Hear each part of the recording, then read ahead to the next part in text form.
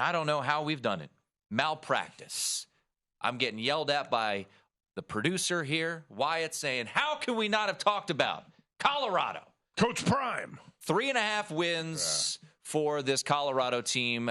1-11 last year. My favorite win total of the entire 2022 year was Colorado under 3.5 wins. I didn't care if it was minus 190, minus 200. I laid it and heavily, and it was a nice rocking chair victory.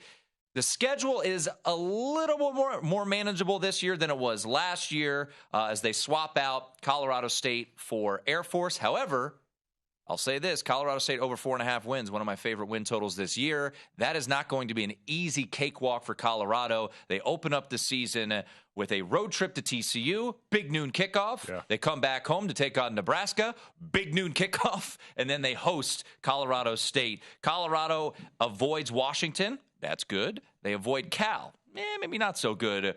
What do you make of this complete flip of a roster of Colorado? Well, it's going to be the most fascinating team in the country, at least to follow. It also could be like a 10-car pileup on the highway, and you can't take your eyes off it. Could be a disaster. Coach Prime is probably going to go 3-9. I think at the best 4-8. He's going to have to try to find a way to put a positive spin on this. But the wild card is going to be Shedeur Sanders, his son at quarterback. Passed for 70 touchdowns in 2 years at Jackson State. Is he a legit NFL prospect, or is he a product of his dad's hype machine? We're going to find out when he starts facing Pac-12 defenses. Life could be worse, right? He could be facing SEC defenses or some ACC or Big Ten. I think Sanders is probably going to be pretty good, and there's a lot of skill position talent around him. The problem is this, again, we're talking about this with a lot of Pac-12 teams, a lot of tough schedules out there, and the Buffaloes are going to be an underdog in every road game, and they're going to have to absolutely win those home games against Colorado State, Stanford, and Arizona to even have a shot to get over this win total. I've got to lean under 3.5, but it's going to be a pass for me.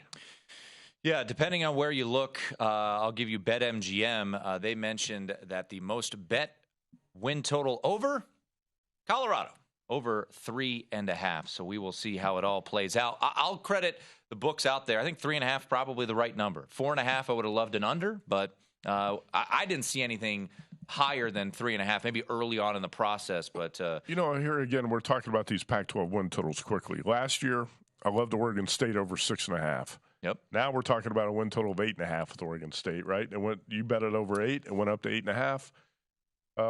Last year, Colorado, there were so many sharp bettors that pounded the Buffaloes under. I don't think it's quite as good a bet this year because Deion did bring in so much talent here. There's some potential, right? Yep. So if this one blows up in a lot of bettors' faces, I'm not going to be stunned because he brought in some high-profile transfers, and Shedeur Sanders could be a really talented quarterback. So I kind of feel like, last year those Oregon State and Colorado totals were much better bets that we talked about. Go to VSiN.com/subscribe to become a VSiN Pro subscriber today.